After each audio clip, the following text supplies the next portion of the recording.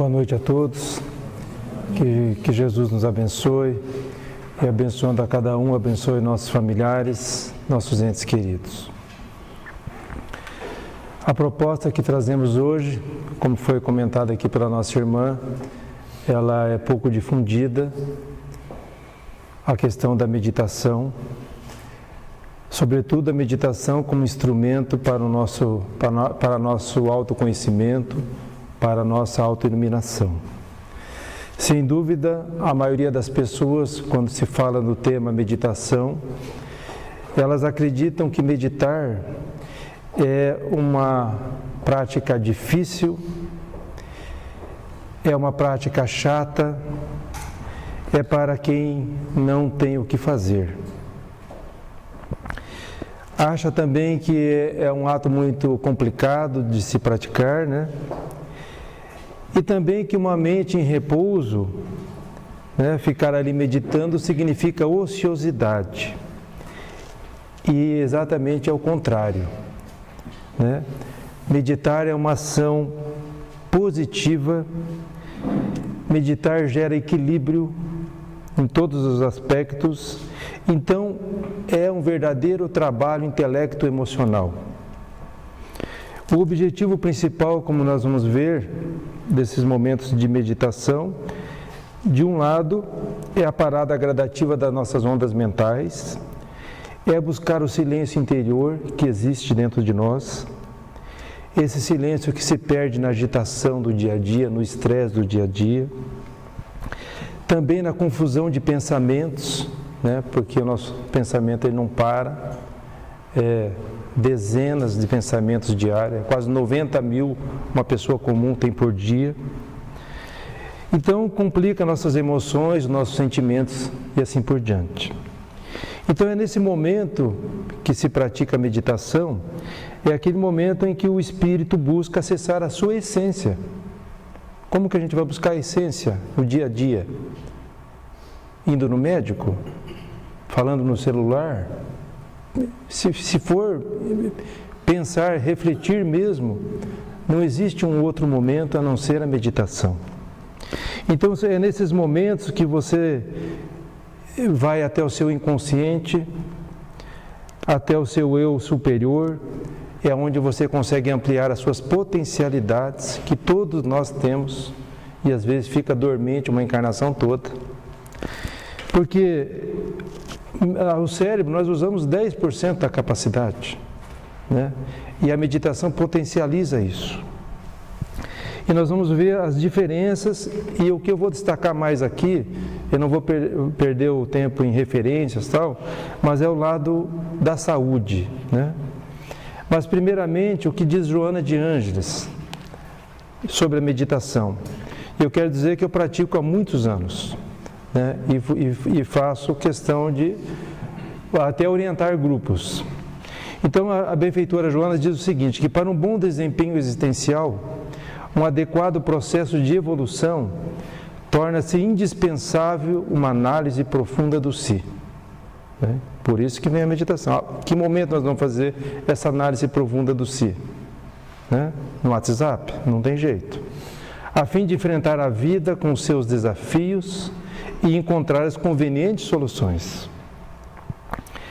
E ela diz o seguinte, que há muitos métodos, né, para fazer essa análise profunda, mas ela é do parecer que a meditação, destituída de compromisso religioso, isso é fundamental entender, meditação é uma terapia, não pode misturar nem com oração e nem com religião.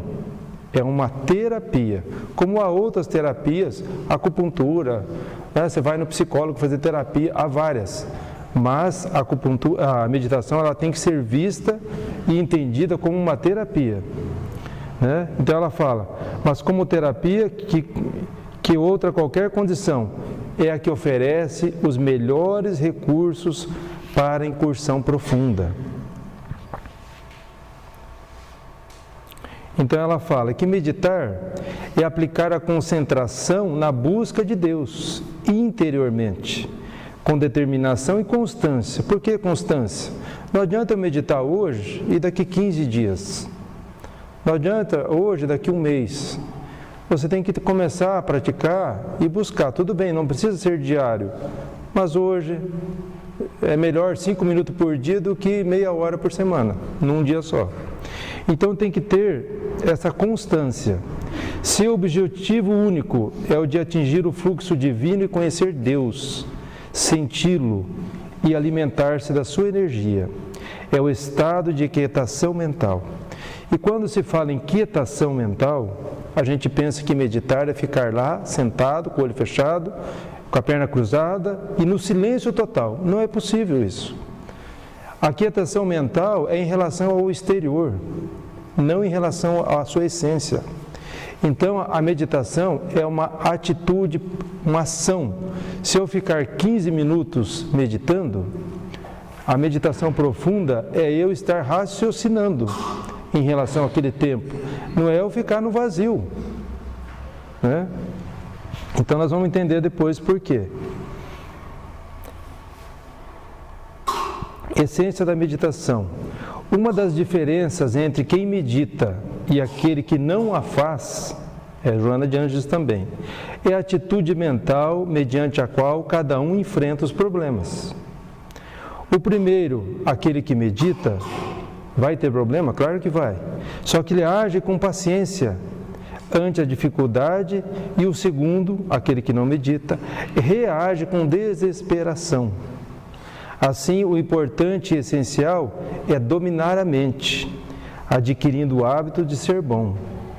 A benfeitora diz até aquela frase que aquele que controlar a mente é como descobrir o fogo pela segunda vez, de tão grandioso que é esse trabalho de meditação. Aqui é de Alírio Cerqueira Filho, uma outra definição. Ele diz o seguinte, que a meditação é um movimento de observação amorosa produzido por um estado interior de entrega profunda ao essencial. Esta palavra que faz a diferença. A meditação é você se voltar para a sua essência, você com você mesmo. A oração é eu com Deus, é eu com Jesus, é eu com meu anjo da guarda. A meditação é eu comigo mesmo. Eu sou médico de mim mesmo. Essa é a diferença. Então, produzindo por um estado interior de entrega profunda ao essencial em nós mesmos, de modo a nos libertar das intenções secundárias. Então, basicamente, a benfeitora diz os benefícios. A meditação reabastece a pessoa de energias salutares, refaz a harmonia do psiquismo e do organismo físico, né? Todas as nossas doenças, elas estão, na verdade, decorre do nosso afastamento de nós mesmos. Não é? Se eu tenho uma gripe, um vírus, qualquer coisa, uma infecção, não pensa que essa causa é física, é psíquica, é espiritual, que abre espaço para que as doenças se instalem, né? Então baixa a nossa imunidade espiritual, o problema vem. Então sempre a esterilização do problema espiritual é uma doença. Então o trabalho de regularização da saúde deve ser da mesma forma. De que jeito? Deve partir da energia para o corpo, né? Tem que partir do espírito para a matéria. E o melhor processo é a meditação. Então quem medita retamente, crê, quer mais, fala, opera, vive, esforça, pensa com retidão. Isso são os efeitos benéficos. E também liberta-se do sofrimento. Não é evita o sofrimento, encara, desafia, vence, ele se liberta realmente. Então eu vou, aqui só uma reflexão. Estudar a si mesmo é a arte mais difícil. Precisa perseverança? Precisa. Eu comecei por necessidade, mas eu não abandono nunca mais esta prática. Então, o que nós vamos falar sobre a saúde, que é onde deve nos motivar em primeiro lugar, depois você não volta atrás. Se entrarmos na agência nos Estados Unidos, né, nós vamos encontrar que os Estados Unidos já reconheceu formalmente a meditação como uma prática terapêutica. Se entrarmos no acervo online dos Estados Unidos, da Biblioteca Nacional de Medicina, nós vamos encontrar mais de 1.400 pesquisas. Não pareceres, não, orientação ou uma posição desse, não, é pesquisas sérias, 1.400, né? Em 2006 também o Brasil, seguindo a orientação dos Estados Unidos, né, através do Ministério da Saúde, baixou também uma portaria incentivando todos os postos de saúde e todos os hospitais públicos a oferecer a meditação para todos, como uma terapia eficaz. Saúde. Então eu vou fazer o seguinte agora, olha. Eu vou destacar as principais pesquisas envolvendo a meditação e os benefícios, sem falar de que nós temos que correr no tempo. Então, a meditação reduz consideravelmente problemas de dor nas costas, artrite, dor de cabeça. Meditar combate também, tudo ciência comprovou. Combate a infertilidade associada a dificuldades psicológicas, né? Aquela mulher que não consegue engravidar, tem bloqueios psicológicos e a meditação resolve comprovadamente. A meditação reduz o estresse mental e é mais benéfico ao tratamento das doenças do coração. Então, quer dizer, reduzir o estresse, né? Reduzir o estresse através da meditação traz mais benefício do que apenas fazer atividade física, né? Eu vou correr porque o nosso tempo é curto.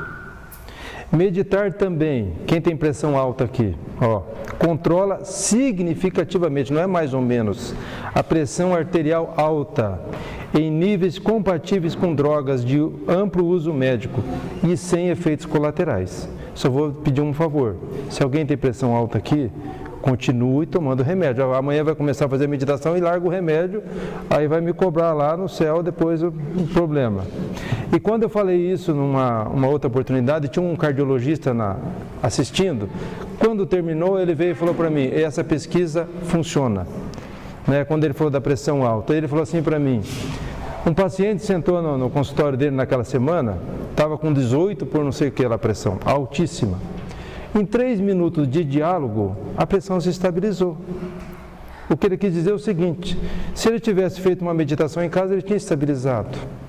Né? Então ele falou que realmente ele acredita que a meditação, ela traz esse benefício de reduzir a pressão arterial alta. Quem medita também é capaz de reduzir a dor crônica em mais de 50%, não é 5%, é 50%. Né? Além do que aumenta a nossa produtividade, a nossa melhora do humor. Eu tenho uma pesquisa aqui em relação ao Brasil, a dor crônica, que a dor crônica, ela pode ser, vamos traduzir o seguinte, ó, 57,4 milhões de brasileiros têm doenças crônicas. 40% da nossa população brasileira tem algum tipo de doença crônica. E essas doenças são, por exemplo, hipertensão arterial, diabetes, doença da coluna, colesterol, depressão, as principais. E essas respondem por mais de 72% das causas de mortes no país. Então, a meditação reduz a dor crônica em 50%. Insônia, veja bem, que é outro problema na maioria das pessoas, né? Dormir mal. Entre as pessoas insônias que receberam treinamento em relaxamento e meditação, 75% conseguem adormecer um soninho gostoso 20 minutos depois que deitam. Né? Esse foi o motivo que eu entrei na meditação, insônia. Né? E depois fui descobrindo muitas coisas, mas é uma benção. Vê se Albert Einstein não está certo, olha o que ele disse, penso 99 vezes e nada descubro. Ele pensava e não achava nada. Deixo de pensar, mergulho em profundo silêncio Meditação é mergulhar no silêncio. E eis que a verdade se me revela. Né? Tudo que ele nos trouxe de bênção para o progresso nosso, Albert Einstein o fez nesses momentos de silêncio interior. E aqui vem uma questão também interessante, né, sobre celular, internet, WhatsApp, coisa lá toda, que é uma bênção para nós, sem dúvida. Brasileiros, uma pesquisa, estão cada vez mais viciados no celular e que afeta a saúde, sem dúvida, de várias formas, as crianças, todo mundo. Em Nova York agora tem uma lei que proíbe as pessoas de atravessarem a rua, porque está sendo atropelado. Pessoas jovens.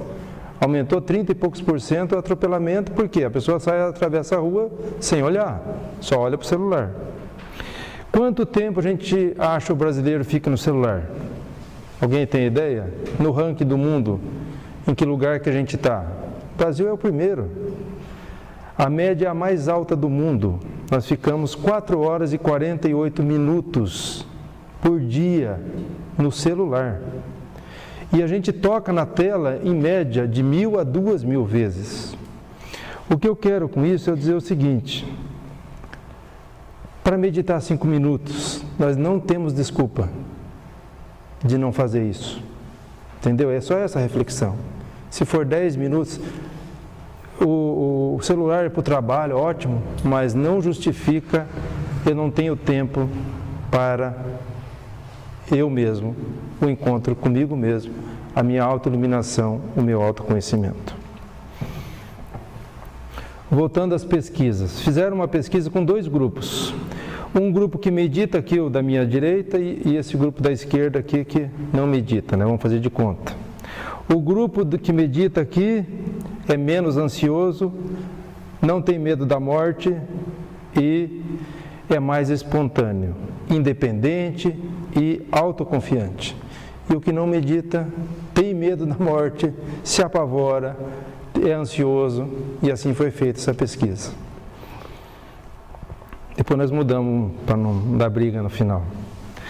Mulheres também com TPM, tensão pré-menstrual, demonstraram uma redução de 58% nos sintomas após 5 meses de meditação diária. Olha o percentual de benefício. Também foi feita uma pesquisa com 22 pessoas ansiosas. 20 delas, né, apresentaram uma redução de 60% dos níveis de ansiedade após 2 meses só. Ansiedade é um passo para a depressão. Né? É complicado a ansiedade. Né? Então, comprova os resultados benéficos da meditação. Essa aqui também é interessante. Ritmo do envelhecimento. Diminui. Né? Olha bem, um estudo revelou que pessoas que meditavam há mais de 5 anos, que é o meu caso, eram biologicamente 10 a 15 anos mais jovens daqueles que não meditavam. Então, até a aparência física, né? Vou dizer uma coisa pessoal aqui. A minha esposa, depois que descobriu isso, porque eu já estava meditando, mas quando ela viu as pesquisas e quando ela viu o envelhecimento, eu fiquei muito feliz um dia que ela mandou no WhatsApp e falou assim: meu bem, hoje comecei minha meditação. Isso já faz mais de 1 ano já. E ela faz todos os dias. A verdade, ela faz mais que eu. Mas ela falou: eu não vou perder para ele, né? Usa os cremes, usa tudo, as terapias que tem, mas olha, a meditação é o melhor remédio. E aqui até coloquei, ó, a gente pensa que às vezes a longevidade está em relação à nossa genética. A nossa genética responde por 20% da longevidade, está ali, ó, embaixo. O estilo de vida é que responde 80%. Se nós vamos ter uma vida longa e saudável, é o estilo, e esse estilo é mental, é espiritual. Então, antigamente tinha muita coisa de luxo, né? Teve uma época que fumar era uma demonstração de poder, de riqueza, aquela coisa toda. Hoje tem um outro luxo para ostentar. Olha aí, ó. Luxo hoje é ostentar saúde mental, né? E é verdade. Faz sentido não?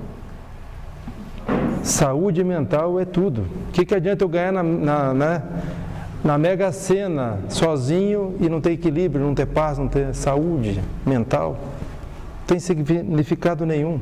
Agora o inverso sim, né? Olha, em 2018 foi implantado no Brasil, nos presídios. 5 minutinhos eu termino. Até meia-noite. Não. Nos presídios brasileiros foi implantado o primeiro projeto de meditação para ressocialização. Então, esses que estão de camisa branca são presidiários que aceitaram o desafio de fazer meditação e eles encontraram nesses momentos que eles levantavam de madrugada e faziam, eles encontraram uma verdadeira forma de liberdade dentro da prisão. Vale a pena ver a matéria no YouTube, tem o benefício que essas pessoas fizeram, as reflexões da vida, aceitaram, foram humildes em ver os seus equívocos, a sua melhora e a sua mudança de vida. Também foi feito para os idosos uma pesquisa aqui no Brasil, pegaram 140 idosos e fizeram uma prática de 2 meses, fazendo uma meditação de 2 vezes por semana, né? Um período lá de um certo 15 minutos de meditação. Olha o benefício. 71% dos idosos tiveram melhora na postura, 64% respirou melhor, 62% melhorou a disposição, 57% reduziu as dores físicas, 45% melhoras das doenças crônicas e 37% tiveram melhora no hábito intestinal. Tudo melhora, tudo, do pé à cabeça, né? Reduzir a violência nos colégios. Hoje em São Paulo, por dia, tem 3 agressões a professores, por dia.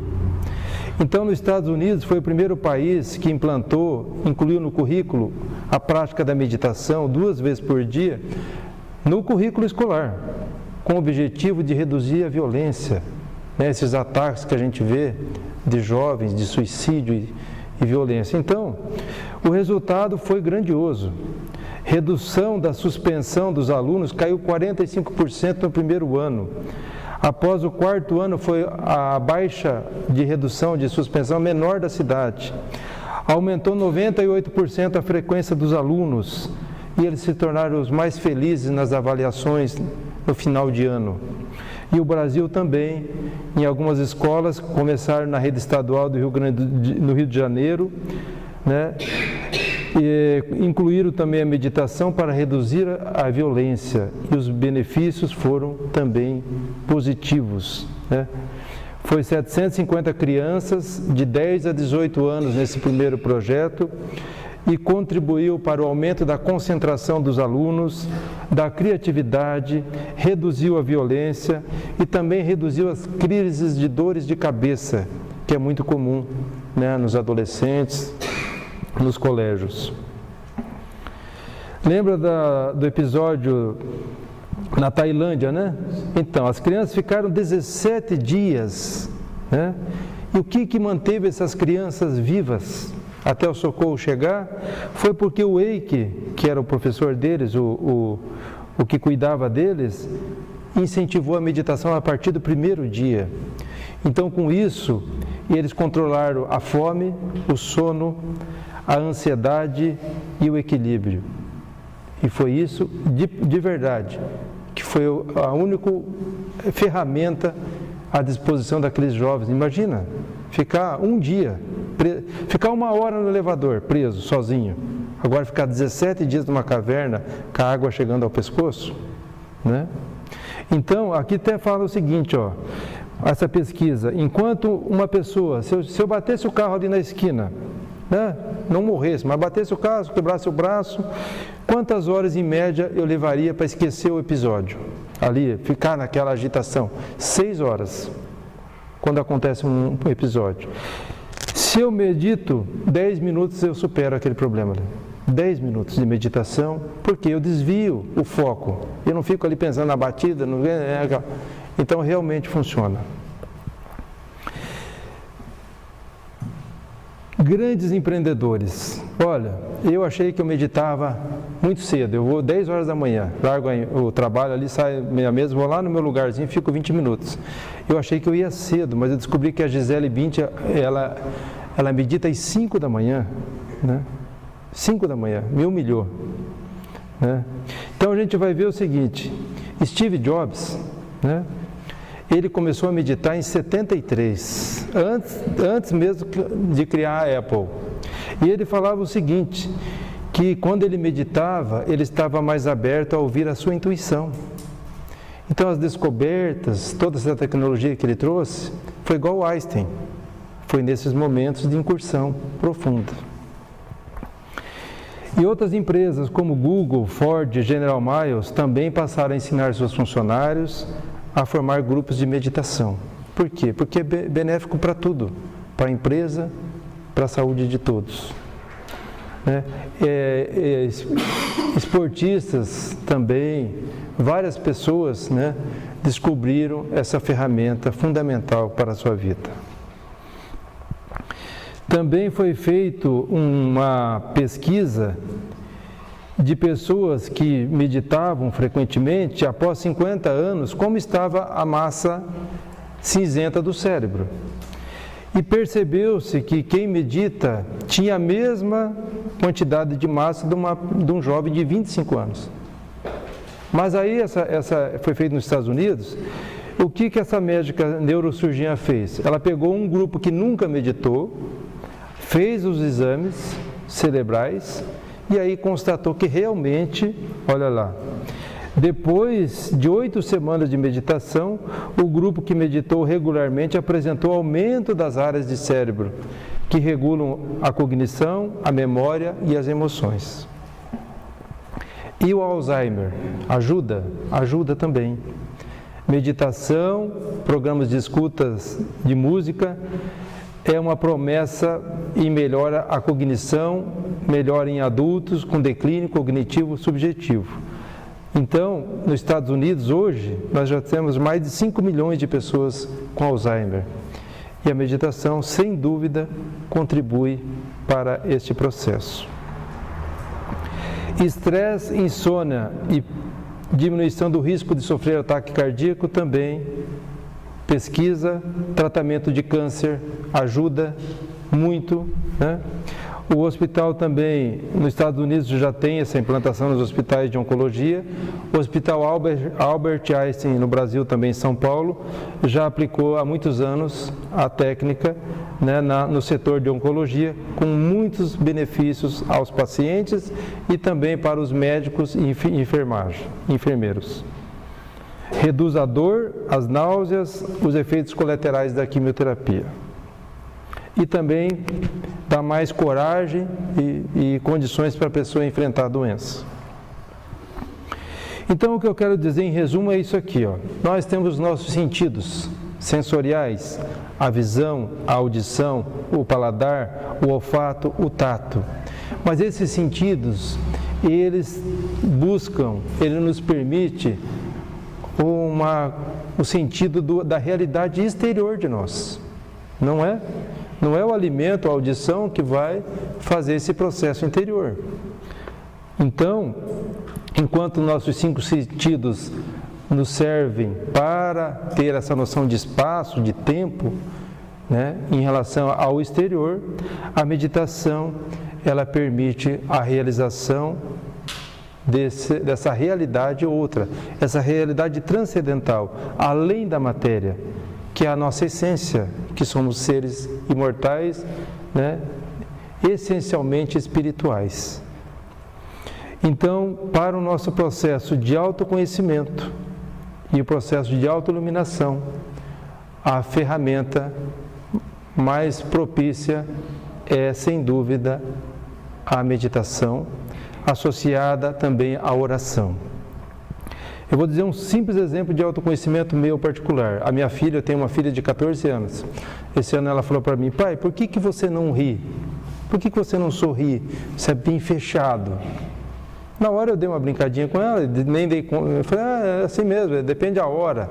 Mas na verdade eu comecei a fazer um autoconhecimento. e pensei, será que... E eu sou mesmo, fechado na empresa, no trabalho e tal, e comecei a me autoanalisar.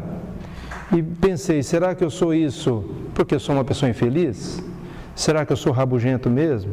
Será que eu sou chato? Será que eu sou isso, sou aquilo? Então, eu fiz esse autoconhecimento porque minha filha me alertou para uma coisa que outras pessoas já tinham alertado. E a autoiluminação é se eu tenho disposição real de mudança. Então, autoconhecer é ser humilde em analisar nossas imperfeições. O que me deixa ansioso, o que me deixa com medo, insegurança, tudo. E a autoiluminação é a decisão de mudança, de melhora, de chegar perante um funcionário, dar uma mudança. Para que essa arrogância, talvez? Tem que mudar. Então, o que me acalentou foi uma frase que eu li de Joana, que Joana dizia assim, que Jesus sorria pouco. Quase, raramente ele sorria, mas ele trazia no íntimo a alegria no seu maior potencial. Então eu falei, filha, Jesus sorria pouco, mas a alegria era imensa dentro dele. Mas por fora, intimamente também, eu sabia que eu tinha que mudar. Então eu comecei a sorrir mais. Falaram para mim fazer aquela plástica do Batman lá, como que é? Do Coringa, que já fica rindo 24 horas, Acorda. Mas é assim, encerrando a minha parte, Jesus falou para a gente, vós sois a luz do mundo, Da mesma forma, brilhe a vossa luz diante dos homens, para que vejam as vossas boas obras e glorifiquem vosso Pai que estás nos céus. Então nós não vamos conseguir fazer a nossa luz brilhar, a não ser pela meditação e pela oração, e pelo esforço de seguir o exemplo de Cristo. Estudar o Evangelho, praticar e viver o Evangelho. Aí sim nós vamos potencializar as terapias que estão à nossa disposição e vamos viver mais felizes, mais gratos e com muito mais saúde. Obrigado. Bem, meus irmãos, o que nos cabe, sem que percamos tempo, pelos empecilhos da máquina aqui, é trabalhar o efeito moral desta estrutura toda proposta pelo Marquinhos, Na nossa obra fundamental, para que nós possamos chegar a um consenso, o insigne codificador Allan Kardec pergunta: concebe-se que no princípio geral a vida social esteja na natureza. Mas uma vez que também todos os gostos estão na natureza, por que será condenável do insulamento absoluto, desde que cause satisfação ao homem? Essas perguntas têm uma razão de ser. E a resposta vem num nível que nos faz pensar, Satisfação egoísta. Também há homens que experimentam satisfação na embriaguez. Merece isso aprovação? Vê que os espíritos têm um senso profundo nesses aspectos, Não pode agradar a Deus uma vida pela qual o homem se condena a não ser útil a ninguém. Nós queremos dizer que quando eu vejo o sofrimento do meu irmão, significa que eu tenho condições de ajudar. Eu posso enxergar. Aquele que enxerga demonstra uma certa indiferença, ainda uma pequena evolução ético-moral, mas o que vê, que a proposta de Jesus é olhos de ver. É diferente de enxergar na realidade, Nós estamos levando isso sobre o isolamento, nós vamos tratar do isolamento. Que se deve pensar, então, dos que vivem em absoluta reclusão, fugindo ao pernicioso contato do mundo, Esse vale de lágrimas, vou me isolar, vou fugir, E os benfeitores dizem duplo egoísmo. Por que eles falam isso? A pergunta seguinte vai nos explicar. Mas não será meritório esse retraimento se tiver por fim uma expiação? Sentimento de culpa, eu resolvo pagar, me isolar. Impondo-se àquele que o busca uma privação penosa. Aqui há uma das mais belas estruturas para que a gente compreenda o que é que nós podemos transformar uma expiação em crescimento ético-moral. Poucos de nós percebemos isso, inclusive nos nossos grupos de estudo. mas agora está muito claro para nós. Afinal, são 35 anos que o Consolador nos alberga. Fazer maior soma de bem do que de mal constitui a melhor expiação. Eu nunca tinha visto isso. Nunca tinha visto. Evitando o mal, aquele que por tal motivo se insula, cai noutro, pois esquece a lei de amor e de caridade. Muito importante isso. Quer realmente ver uma estrutura expiativa transformando num bem pessoal, faça maior cota de bem possível, né? É uma dádiva a gente agora entender a proposta dos benfeitores. Mas o codificador continua dizendo: que pensar então dos que fogem do mundo para se votarem ao mistério de socorrer os desgraçados? Como é que fica? Ele vai cercando as coisas, ele não para de solicitar informação da dimensão maior. Essa coisa não nasceu assim. Claro que na conversa com os espíritos, depois ele montou as questões, porque ele era a criatura habilitada para tal. Afinal de contas, foi escolhido para tal como missionário. E a resposta é belíssima. Estes se elevam, rebaixando-se. Têm o duplo mérito de se colocarem acima dos gozos materiais e de fazerem o bem, obedecendo à lei do trabalho. Continuando ele, diz assim: e dos que buscam no retiro a tranquilidade que certos trabalhos reclamam. Nós conhecemos cientistas ateus que se imolam pela humanidade. Conhecemos ou não? Morrem em laboratório pelo bem da humanidade, o que muitos de nós religiosos não fazemos, né? Então tem que ter muito cuidado quando Jesus se reporta para nós: olha aqui, bichinho de orelha, não julgueis, porque com a mesma intensidade que tu julga teu irmão, tu serás réu no juízo. Agora faz sentido, né? Então eu não tenho todos os elementos para estar julgando quem quer que seja, eu tenho que cuidar da minha vida, e olha lá ainda, né? E a resposta é essa. Isso não é retraimento absoluto do egoísta. Esses não se insulam da sociedade, porquanto para ela trabalham.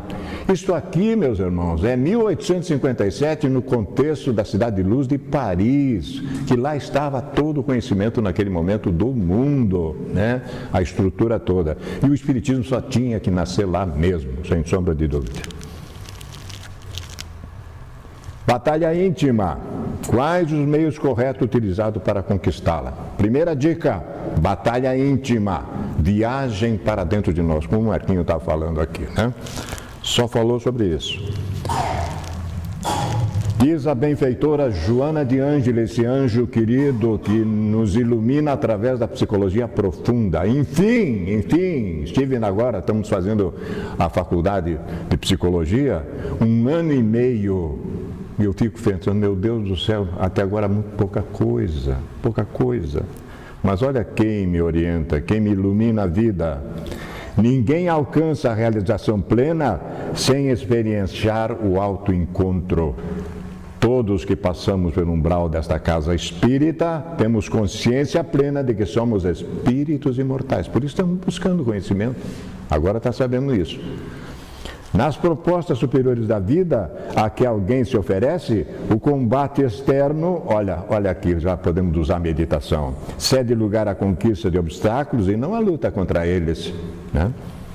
A autoiluminação, ao invés de sobrepor-se dominante. A batalha interior para libertar-se das paixões dissolventes em detrimento da imposição para a transformação moral das demais pessoas.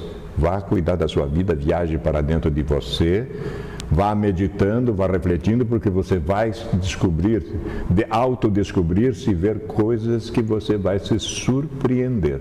Por isso, o aspecto do não julgar ninguém. Pois bem, o deserto social nós retiramos do livro Rejubila-te em Deus, uma obra-prima da benfeitora, como todas as demais. E aí ela nos narra, meus queridos, nós trouxemos o capítulo na íntegra, porque ela nos narra a nossa situação atual.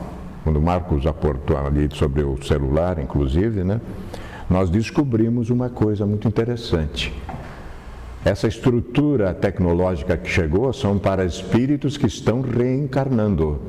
Nós nunca tivemos nada, nós temos tanta coisa, agora estamos ficamos bobo, é muita coisa para nós, né? Mas quem vai usar essa tecnologia ético-moral são os espíritos que estão chegando. Eles mandaram a tecnologia para cá. Então essas crianças que estão, inclusive, com 6 meses, que nem a minha neta trocando foto, essa coisa toda, eles sabem mexer com o negócio, porque foram eles que mandaram para cá. Apesar das comunicações virtuais que vêm diminuindo a verbalização oral entre os indivíduos, numa mesma mesa, num restaurante, 5, 6 pessoas, ninguém conversando com ninguém, mas mandando mensagem um para o outro. Impressionante, fiquei bobo, digo, meu Deus, o que há com a gente, né? A balbúrdia domina os relacionamentos humanos em toda parte. Lutas orais e discussões inúteis avolumam-se aos ruídos de todos os tipos de máquinas em altos volumes, tornando as cidades verdadeiras babéis, confusão de vozes, onde se misturam as confusões ambientais com os distúrbios humanos. Realidade. A benfeitora está realmente centrada no momento que estamos vivendo. As criaturas automatizadas tornam-se verdadeiros robôs que atendem os compromissos com velocidade, na ânsia de ganharem tempo ou de fruírem ao máximo os resultados das inibições atendidas. Cascavel, nós temos agora os binários. Eu fico a pau, ninguém consegue entrar, ninguém deixa entrar. Fizeram os binários, passa todo mundo. Quem está no binário está bem, quem está entrando, mas nem pensar. É uma loucura. E as criaturas, eu fico esperando, olhando assim, para onde é que vão todos da turma? De tarde volta tudo de novo. Digo, meu Deus do céu. Há transtornos neuróticos inúmeros que defluem dessa conduta desorganizada, gerando mais perturbação e tormento. A benfeitora tem um livro tratando disso, que chama-se Plenitude, o 3º da série, onde ela tem um capítulo no livro que diz sofrimento que gera sofrimento. E ela trabalha em cima da relação budista, das verdades do Buda. Pois bem, o tempo apresenta-se insuficiente para o cumprimento de todos os deveres. E os novos planos estabelecidos para solucionar a questão resultam do volume imenso de informações e falsas necessidades. O cristão decidido agora é para nós. Nesse báratro, nesse abismo, não poucas vezes se perturba ante as injunções enfrentadas, perdendo o rumo existencial. Para que lado eu vou? Para onde é que eu pego? Estou numa encruzilhada. As distrações e variedade de divertimento, as licenças morais que liberam as condutas esdrúxulas, produzem no seu conjunto aturdimento e perda do foco espiritual. Necessário a existência saudável. Nós não estamos tomando ciência que estamos sendo desviados da nossa meta fundamental, a existência saudável. Afinal de contas, eu sou um espírito imortal, o que estou fazendo aqui? Eu preciso saber disso. Eu preciso mergulhar em mim, eu tenho uma tarefa para ser feita, eu me comprometi antes de renascer com isso. E nem o suficiente eu estou fazendo. O desequilíbrio coletivo transforma a Terra num pandemônio vilipendiador, na confusão das bênçãos da saúde e da paz. Nunca o silêncio se fez tão necessário como nesses dias. Mas de que silêncio nós estamos falando? Não apenas o silêncio ambiental, mas também aquele que diz respeito aos sentimentos e emoções. Muito importante. Na história do cristianismo primitivo, até o século III, os eremitas buscavam o deserto e as regiões inóspitas, as cavernas, onde se refugiavam para se verem livres do mundo e das suas seduções. Olha que coisa, A benfeitora diz para nós que, sem dúvida, o propósito era nobre, mas necessitavam daqueles que viviam no turbilhão do mundo para levar-lhes um mínimo de alimento indispensável à manutenção da existência. Quer dizer, eu sempre estou na dependência. Mas porque não é isso que eu tenho que fazer. Não adianta me esconder na caverna. Fugiam da algazarra, das competições molestas, mas nem sempre conseguiam a paz interior. Por quê? Em razão dos conflitos não resolvidos que carregavam no âmago do ser. O que tinha que ser feito não era. A caverna é interior, não é exterior. Esse é o problema. É preciso enfrentar os problemas onde surgem, viver no mundo sem lhe pertencer. Ó a dica, Jesus vai falar disso. Livre para Deus é a iluminação interior. O Evangelho do Cristo é uma doutrina de alegria interior. Eu vim para que tenhais vida. Não é isso que Jesus disse? E vida em abundância. Mas que raio de vida estamos levando? Alguma coisa não está certa. Da fraternidade jubilosa, de amor em plenitude, acalmando as ansiedades íntimas, como disse o Marco, a ansiedade está a um passo da depressão. A ansiedade doentia, né? Não é a ansiedade aquela necessária. Ante as perspectivas de alcançar o reino dos céus. Predispõe o indivíduo à confiança no futuro, à conquista da plenitude. Né?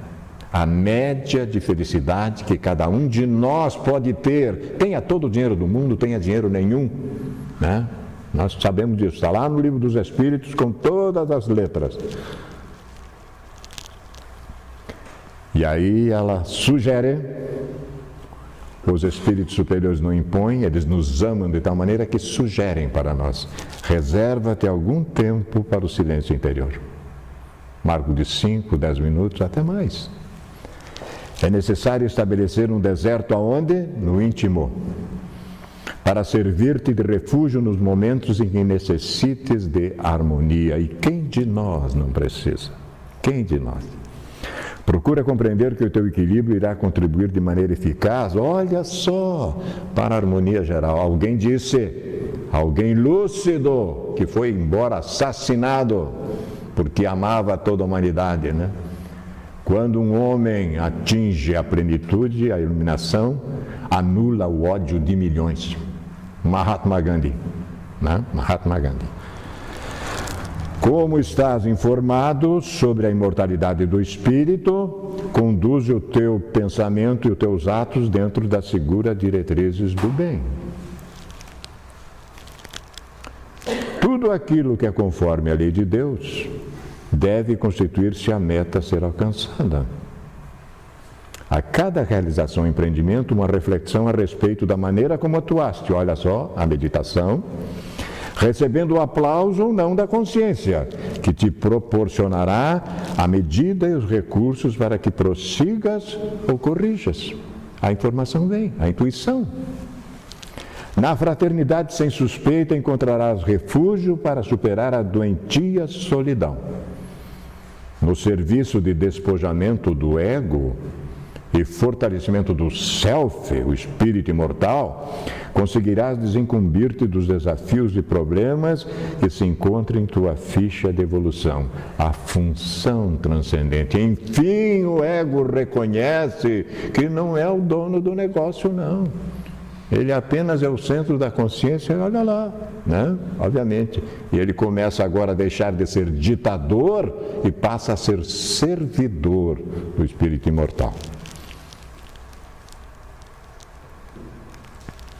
Não te detenhas nos propósitos elevados, aqueles que apaziguam e estimulam a mente ao avanço, superando-os com materialidade. Não vai ser com isso, não. Fazes parte do rebanho do Senhor, que vem tentando, através do tempo, conduzir-te ao seguro redil.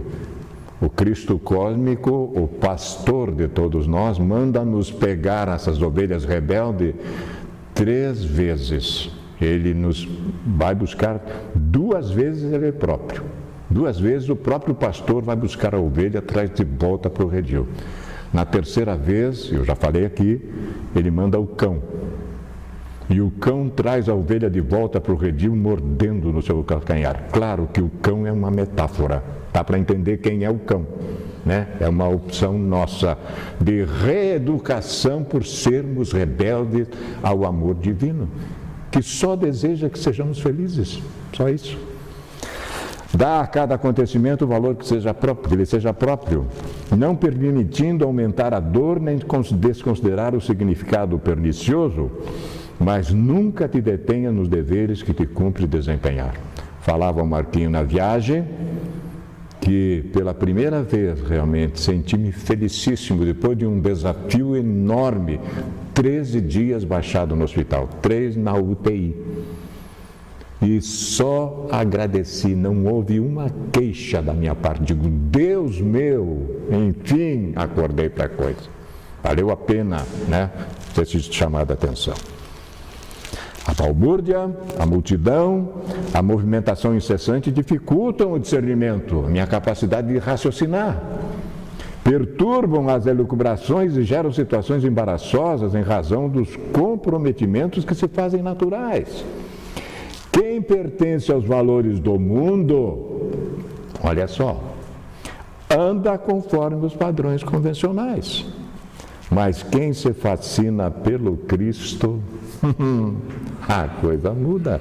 Tem outros compromissos sutis e profundos que devem ser captados no silêncio da meditação. Olha só, tudo que o nosso Marco falou é verdade, a benfeitora assina embaixo, né?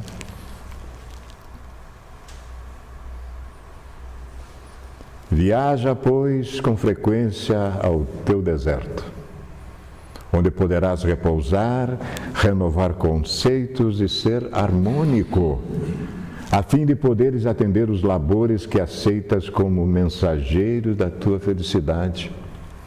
Podia ser diferente, não podia ser. Nós somos um ato da criação do amor maior, criado à imagem e semelhança desta força criadora para amar também. Quando estrugir a tempestade ameaçadora que devasta, tranquilamente te mantém em paz, confiando que somente te acontecerá, e olha só, o que seja de melhor para a tua elevação espiritual. Soberanamente bom e justo ao mesmo tempo, atributos da divindade. A causa só pode ser boa, porque está me acontecendo é para o meu melhor. O deserto é lugar em que a vida também estua, fervilha de forma especial. O mestre buscava-o com frequência, podem ver, quando convivia mais proximamente com o Pai. Diz que Jesus teve apenas um momento de grande solidão, teve um momento, quando ele voltou pela terceira vez. Pedro, João e Tiago, o estado maior dele, dormindo. Ele disse, se os meus discípulos estão dormindo nesta hora tão grave para mim, como estará a humanidade? Diz que aquele momento foi grave, né? No deserto, Moisés pôde reflexionar profundamente a respeito da missão de conduzir o seu povo à terra prometida. E foi numa montanha deserta, longe do bulício humano, que recebeu as tábuas da lei, que estão valendo até hoje. O que fez Jesus apenas as sintetizou. Não desconsidere o silêncio periódico em tua existência, a fim de poderes alcançar as fontes de origem da vida. Interessa ou não? As fontes de origem, mas é isso que eu quero. Né? Porque está nos faltando esse sentido ainda. Nós só vamos entender isso, obviamente, quando formos espíritos relativamente perfeitos. Mas nós temos que começar, temos que dar o primeiro passo. Né? Sempre que a multidão insaciável afligiu o mestre, e era constantemente, ele buscava o deserto, renovando as forças para prosseguir. E foi lá no grande silêncio que viveu as tentações. Quando seja surpreendido pelas distrações mundanas de paradigmas morais relevantes, lembra-te dele. E age de maneira igual a que ele conseguiu desconcertar, descompor, desalinhar o perturbador. O egoísmo, o orgulho, né? No mundo só tereis aflições, ele acentua, mas tem de bom ânimo, como guia e modelo nosso que é. Eu venci o mundo. Que mundo Jesus está se referindo? Mundo interior, né? Aí está a obra. Tiramos desta obra Luz nas Trevas, esta lição maravilhosa, chamada A Bênção do Silêncio, né? Muito interessante. É possível que a nossa sociedade aqui tenha a obra da benfeitora. Quais os meios corretos utilizados para conquistar, então, a batalha íntima? Dica 2. Diz a benfeitora que a luta íntima é uma constante naquele que se dá conta da imortalidade. Os senhores sabem que são imortais. Portanto, a luta íntima é uma constante naquele que se dá conta da imortalidade. E descobriu que a sucessão dos acontecimentos leva inevitavelmente à autoconsciência, né? Introjetando, incorporando essa convicção, transforma em ato de enobrecimento, espalhando paz em razão de possuí-la, porque nós só damos aquilo que temos, tornando-se exemplo digno de ser seguido. Ah, que felicidade bacana quando a gente consegue propor a outra criatura, dar um toque nela que ela desperta e caminha com as suas próprias pernas. Que alegria interior, né? Unanimidade científico-filosófico, esse ser realmente especial. Einstein era especial, olha só. Ele diz para nós o seguinte: a solidão é a mestra da personalidade. Que tipo de solidão ele está falando? Há muito que os orientais o sabem. O indivíduo que teve a experiência da solidão não se torna vítima fácil da sugestão das massas. Deixa de ser parte do rebanho, né? Não raciocina, aquela coisa toda. Muito importante. Era um filósofo também. Deus sempre passa pelo deserto os seus heróis, antes de lhe colocar no lugar de propósito e honra. Meritocracia. Meritocracia. Às vezes, meus queridos, por mais que peçamos, Deus não muda o clima do deserto. Deus usa o clima do deserto para mudar a criatura, né? Importante também saber disso. Aqui, a lição evangélica de Mateus 6,6, o quarto interno e a porta fechada. Muito interessante. Quem vai colaborar conosco é o benfeitor Emmanuel, né? E ele analisa esse versículo que está no Evangelho de Mateus, que diz: quando quiserdes orar, todos nós sabemos disso, ó. Entrai para o vosso quarto, e cerrada a porta, orai a vosso Pai em secreto. E vosso Pai, que vê o que se passa em secreto, vos recompensará. Então, lá na minha casa, eu entro no quarto. Não é esse quarto que estamos falando, não é. E agora o benfeitor vai explicar para nós. Se a resposta que esperamos à oração parece tardia, habitualmente nos destemperamos em amargura. Eu peço e não recebo, né? Mas eu fiz silêncio, eu meditei. Proclamamos haver hipotecado todas as forças de espírito à confiança na providência divina e gritamos ao mesmo tempo que as tribulações ficaram maiores. Dizemos-nos fiéis a Deus e afirmamos-nos esquecidos. Convém observar, porém, agora ele vai dar uma dica para nós, que a aprovação não nos alcança de maneira exclusiva. Eu só estou pensando em mim, mas e os outros? Eu não enxergo? Talvez eu não enxergue, eu deveria ver. As nossas dificuldades são as dificuldades de nosso grupo. Familiares e companheiros sofrem conosco o impacto das ocorrências desagradáveis, tanto quanto a fricção do cotidiano pela sustentação da harmonia comum.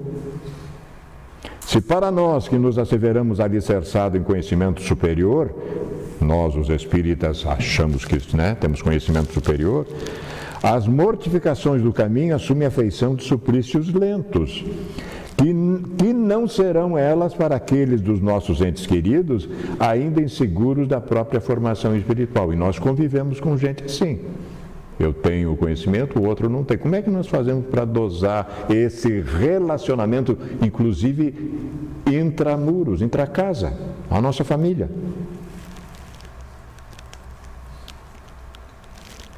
Compreendamos que se na extinção dos nossos problemas pequeninos requisitamos o máximo de proteção ao Senhor, olha só, é natural que o Senhor nos peça o mínimo de concurso na supressão dos grandes infortúnios que abatem o próximo.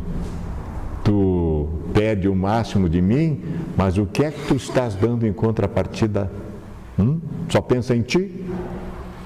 Em quantos lances embaraçosos somos de fato a pessoa indicada à paciência e à tolerância ao entendimento e ao serviço? Estou qualificado para tal? Com semelhante raciocínio, reconhecemos que a pior atitude, diz o benfeitor, em qualquer adversidade, será sempre aquela da dúvida ou da inquietação que venhamos a demonstrar. Isso aqui é de gente, digo, meu Deus do céu, eu preciso me preparar melhor. Né? Em supondo que a solução do alto demora a caminho, depois de havermos rogado o favor da infinita bondade, recordemos que se a hora de crise é o tempo de luta, é também a ocasião para os melhores testemunhos de fé. E que se exigimos o amparo do Senhor em nosso benefício, é perfeitamente justo que o Senhor nos solicite algum amparo em favor dos que se afligem junto de nós. Digo, Deus meu.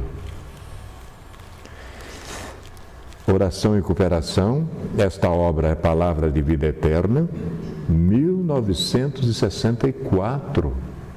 Coisa muito séria, né? Muito séria realmente. Dá o que a gente pensar a respeito disso. Aprofundando-se no deserto interior, indo já para nossas considerações finais, meus queridos. O acesso ao sentido real da porta estreita e do caminho apertado pelo deserto interior. É uma obra espiritualista, mas tem tudo a ver com a estrutura que estamos falando.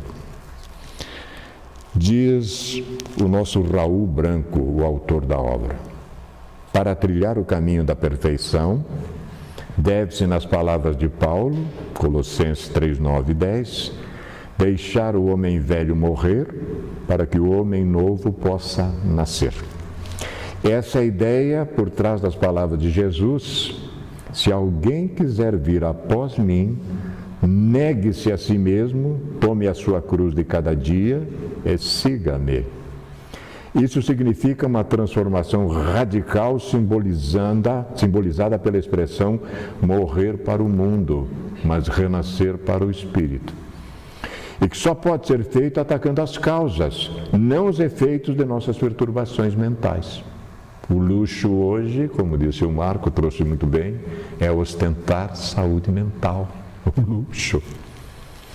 Nossas ações são efeitos, as causas são nossas atitudes mentais, que desencadeiam pensamentos e emoções que determinam nosso comportamento, determinam. Portanto, são esses estados mentais que devem ser mudados. Quando o homem controlar o pensamento, diz a benfeitora Joana de Ângeles, descobrirá o fogo pela segunda vez. Atitudes Renovadas, capítulo 4, Pensamento e Bem-Estar. Está lá, no final do capítulo. O processo de transformação é longo e árduo. Ninguém diz que vai ser fácil. É ascensional. Porque a personalidade centrada em si resiste por todos os meios a qualquer mudança. O ego não é fácil. Não é fácil. Erguendo barreiras, apresentando dificuldades, racionalizando sempre com todo tipo de argumento o motivo por que não pode e não deve mudar. Ah, eu sou um espírito imortal, vou deixar para a próxima encarnação. Vai deixando. Vai deixando. Quem sabe onde é que você vai parar depois, né? As dificuldades do caminho espiritual podem ser imaginadas como a subida de uma ladeira íngreme, que se torna mais difícil quanto maior for o peso das tendências materiais que tivemos de carregar. Por isso a viagem para dentro, para cultivar, para reconciliar, né? Para que a gente possa voltar na encarnação futura mais forte. Esse processo de transformação era conhecido no cristianismo primitivo como metanoia, termo posteriormente traduzido como arrependimento, mas é muito mais. Nesse sentido, em quase todos os livros da tradição cristã, quando encontramos a palavra arrependimento, o que está sendo transmitido é a ideia de mudança de atitude, valores e orientação de vida devido à mudança mental. É muito mais do que arrependimento. O caminho espiritual, portanto, é o processo de gradativa mudança do estado mental do homem, que deixa de ser centrado em si mesmo para tornar-se teocentrado, centrado em Deus. Inicialmente, a metanoia significa uma mudança nos pensamentos, no material para o espiritual. Chega um determinado momento, enfim, em que a resistência inercial do mundo material é vencida e a alma, guiada pelo Cristo interior, alça voo, transcendendo os pensamentos do ordinário e voltando-se cada vez mais para Deus. A partir desse momento, o progresso da alma será acelerado, à medida que a luz interior vai desabrochando até alcançar a meta final, a plenitude do Cristo. É o nosso destino. Sem sombra de dúvida, aquele filho pródigo retornando à casa do pai. Esses dias havia uma expressão muito interessante. O pai não esperou o filho chegar em casa, veio encontrá-lo no caminho, disse que se jogaram, se abraçaram, rolaram no chão. Alguém falou, meu Deus, que é uma festa o retorno desse filho pródigo que estava perdido e volta agora para casa, né? Que é a nossa jornada na maioria de todos nós. O inevitável deserto de Damasco que nos faz acessar o outro deserto, o real. Após a visita de Jesus no deserto de Damasco a Saulo, o prepotente rabino, déspota e criminoso, orgulhoso ao extremo, teve necessidade de 3 anos em outro deserto. Para diluir a construção de ferro do orgulho, era o problema desse espírito, em que se encarcerava e argamassar a realidade do amor no coração ralado de sofrimento. Perdeu tudo, mas acabou ganhando realmente coisas extraordinárias. Foi, portanto, com o reflorescimento das emoções que ele se deixou impregnar por Jesus e contribuiu vigorosamente para torná-lo conhecido e amado. Poderia simplesmente já desistir em Jerusalém, ser morto ali, não. Como ele era cidadão romano, ele alegou que ele gostaria de ser julgado na última instância, Roma, e divulgou o cristianismo por todo o mundo, né? Obviamente. Trabalha o teu deserto interior com os instrumentos do amor e da compaixão. E o transformará em jardim de dádivas para tornar o mundo melhor, de onde o mal fugirá envergonhado, como aconteceu com as tentações com Jesus, que o mal bateu em retirada. A essência do silêncio, meus irmãos. Como nós vimos o Marco tratando da essência da meditação, nós temos a essência do silêncio. A exaustão que te toma o corpo e a mente, o vazio existencial que te visita com frequência, a apatia que te surpreende, a ansiedade que te aturde, são frutos espúrios da turbulência que te atinge. Muita coisa, e uma só é necessária. Busca o silêncio e alcança-o. Acalma-te e isola da multidão uma ou outra vez. Viaja calmamente no rumo do ser que és e descobrirá tesouros imprevisíveis aguardando-te no interior. Nós não temos só coisa ruim na nossa sombra, temos também coisas que desconhecemos e boas, temos que trazer para fora. Criado o hábito de incursionar, banhar-te-á nas claridades refulgentes da palavra de Deus, falando-te ao coração. Não postergue a luminosa experiência, iniciando-a quanto antes. É para isso que nós estamos aqui nesta noite. Exatamente isso. Lembrar nós próprios e compartilhar com corações tão amados. Por fim, meus irmãos, olha o que Jesus diz para nós, o pastor e as ovelhas. Pai, não rogo que os tires do mundo. A experiência vai continuar enquanto nós tivermos condições de aprender nesta esfera de ação. Mas que os guarde veles do mal. Que tenhamos a força necessária para suplantar os desafios que a vida nos oferece e crescer sobremaneira. Se desejarem saber mais, meus irmãos, o Homem Integral, em busca da iluminação interior, né? Rejubila-te em Deus, Paulo Estevão e a obra do Raul Branco. Imensamente gratos do fundo do coração, foi uma alegria muito profunda revê-los, desejamos ter outras oportunidades e que Deus possa nos abençoar a todos na sua infinita misericórdia. Muita paz a todos, muito obrigado.